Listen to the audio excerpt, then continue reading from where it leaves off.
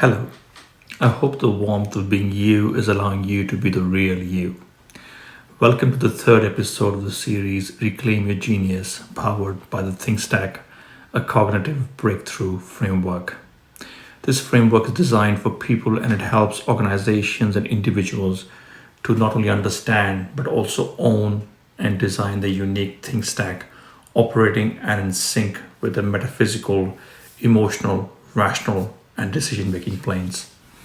Today's episode was to be about the pseudoscience called synchronicity, but I got a lot of messages asking my thoughts on the disaster and the metaphysical for people and organizations.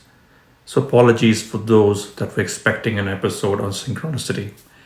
As you remember, in the last episode, I spoke about the three basic questions that embodies the spirit of the metaphysical.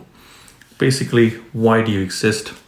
What is it for something to exist in this existence of yours?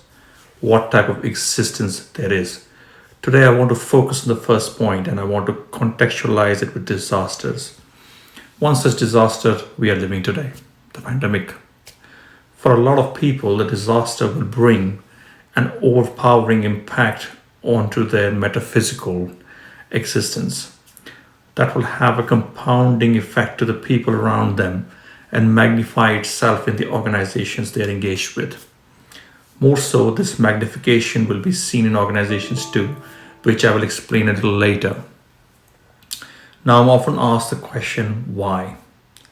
What has the metaphysical have to do with the disaster? And how does it impact an organization?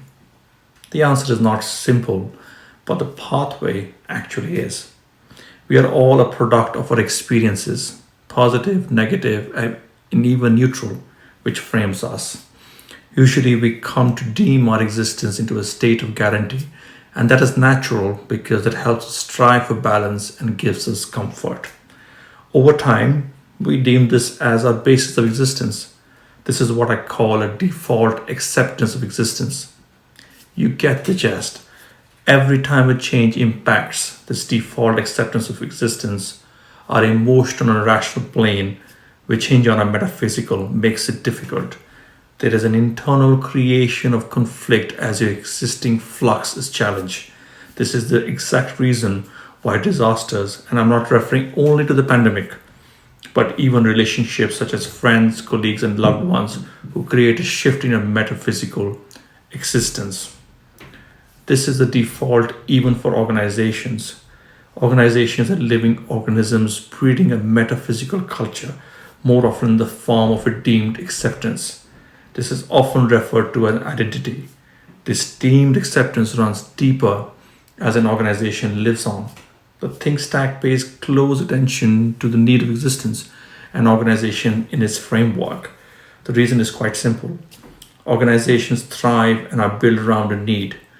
A global disaster has an overpowering impact on the existing metaphysical culture of people and organizations because the hinge point of need shifts.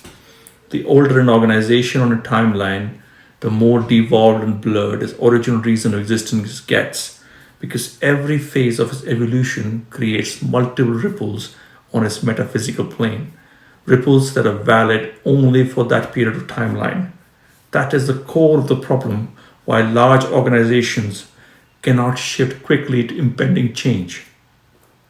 Change in the form of disaster, turmoil, or competition has to cross the chasm of multiple ripples before it can reaffirm its reason for existence.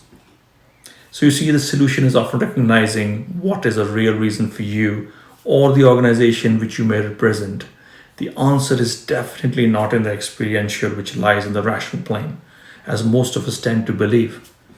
Redefining the need of existence is the only thrust that allows a paradigm shift for a person or a complex organization to take a new path of growth or even survive.